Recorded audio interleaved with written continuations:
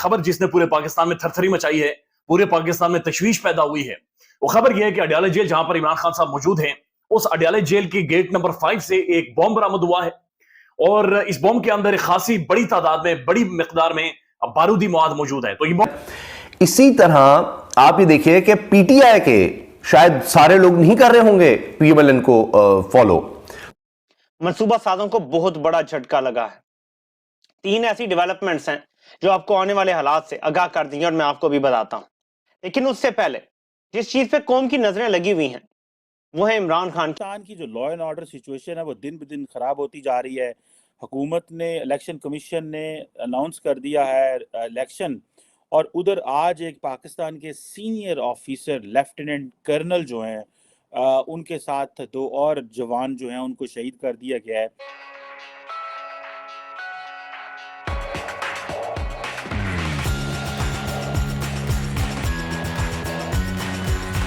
कितना डैमेज कर सकता था ये बॉम्ब वहां तक अडयाला जेल के दरवाजे तक, गेट तक कैसे पहुंचा, अडयाला जेल के बाहर जो नाके लगे हुए, जो सिक्योरिटी मौजूद है, वो कहां पर थी, और उसके बाद ये बॉम्ब से आने वाले टाइम में या कुछ दिनों में क्या अखज किया जा सकता है वो आपके सामने रख देते हैं।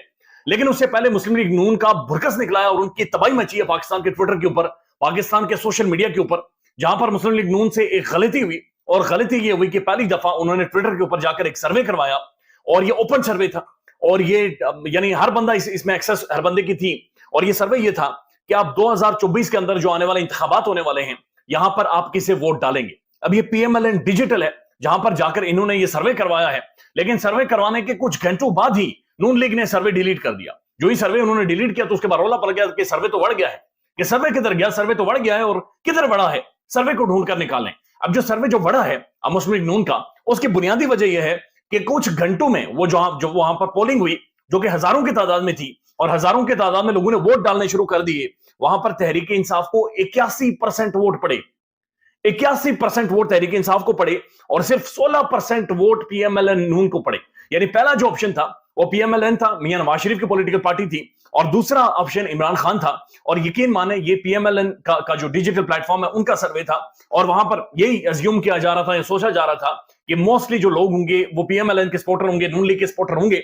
लेकिन कुछ घंटों में ही 81% जो वोट पड़ा वो इमरान खान को पड़ा। तो नून लीग के लिए अगेन ये खतरे की घंटी है, अगेन ये उनके लिए एक अजाब नाजिल हुआ, उनकी रातों की नींद बाकायदा से गायब हो गई है कि जनाब ये तो अवाम बड़ी सीधी हो गई है और इन्होंने तो अब छोड़ना कुछ नहीं है, ये तो पीछे भी आएंगे, और ये तो गंदे अंडे और टमाटरों तक बात पहुंच गई है, और ये हालात बड़े खराब हो गए हैं। और ये चीज सर्वे से भी नजर आई है।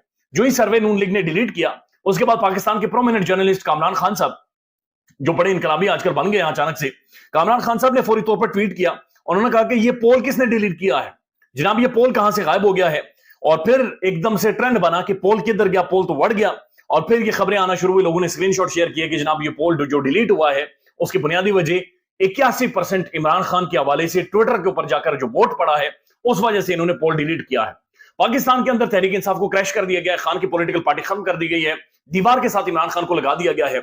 लेकिन यकीन माने आज भी पाकिस्तान के अंदर जो खतरा सबसे बड़ा मौजूद है, वो खतरा यह है कि अगर जिस दिन पोलिंग होगी, जिस दिन वोट पड़ेगा, उस दिन कितने लोगों को रोका जाएगा, कितने लोग कंट्रोल हो सकेंगे और कितने लोग कंट्रोल नहीं हो सकेंगे। अभी तो कॉर्नर मीटिंग नहीं करने दे रहे, अभी तो जगह पर जलसा नहीं करने दे रहे, लेकिन अगर उस दिन बड़ी तादाद में लोग निकल आए, अगर लोगों ने वोट डाल दिया, अगर लोग आउट ऑफ द बॉक्स सोच गए और घरों से खवातीन, मर्द, जवान सारे निकल आए, शायद ये डेमोक्रेसी फिर कंट्रोल नहीं रहेगी।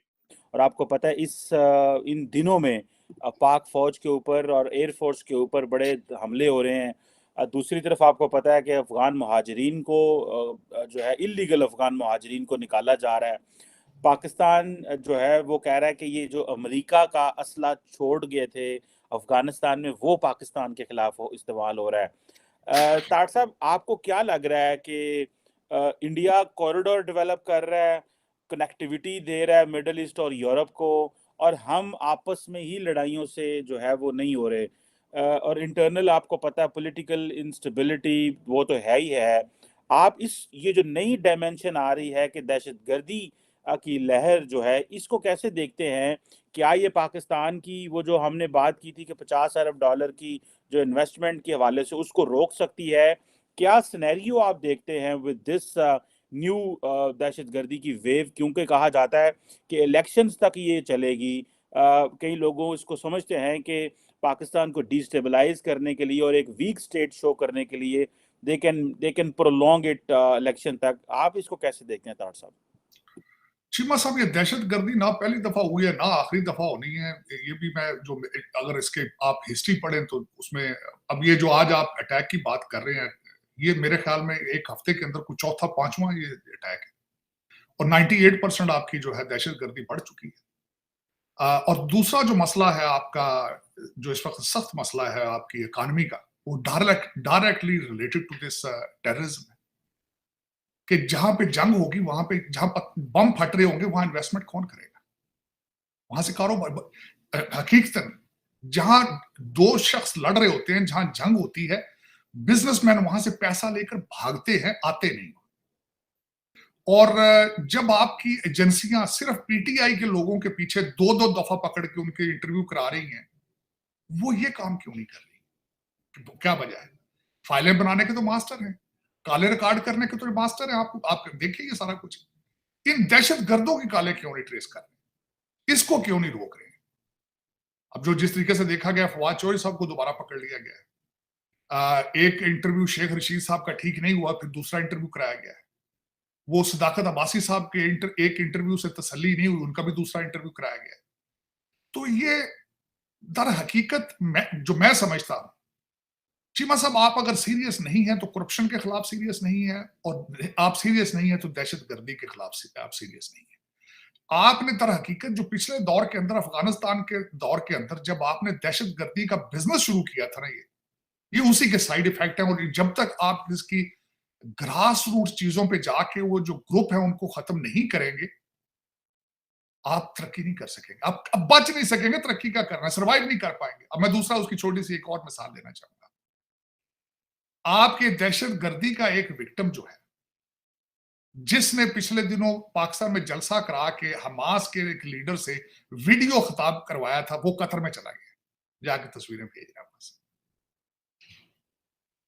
अब वो ये आपके तो आप टेररिज्म को, आप दहशतगर्द तंजीमों को आपके लोग ओपनली सपोर्ट करते हैं और आपकी स्टेट तमाशा बन के देखती रहती है कि क्यों इजाजत दी गई है उस बंदे को, जबकि पता है आपको कि आपने आईएमएफ के सामने भी पेश होना है, आपने अमेरिका के साथ भी रिलेशनशिप रखने हैं, और अमेरिका ने हमास को दहशतगर्द तंजीम करार दिया हुआ है आज का नहीं, बड़े अरसे से। आप उनके साथ किस तरह चल पाएंगे जब आपके लीडरान, सियासी लीडर सो कॉल्ड, वरना तो मैं समझता हूं पाकिस्तान के अंदर ना जमहूरियत ना सियासत है, लेकिन केसेस, उसके हवाले से आपको जल्दी जल्दी अपडेट देता चलूं।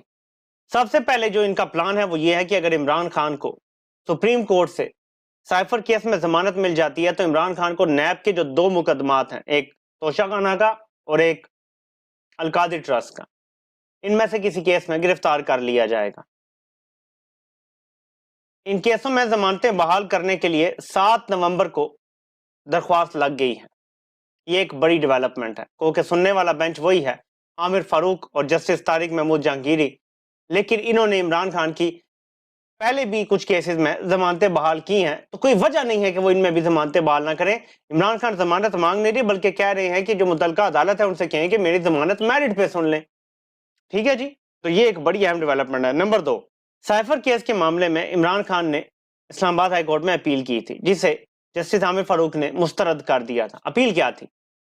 जो खुसूसी अदालत का जज है उसकी तैनाती को चैलेंज किया था, और जो ये बंद कमरों में ट्रायल हो रहा है इसको चैलेंज किया था। जस्टिस मियां गुल हसन औरंगजेब और जस्टिस समन रिफत इम्तियाज इस केस की भी समाअत करेंगे।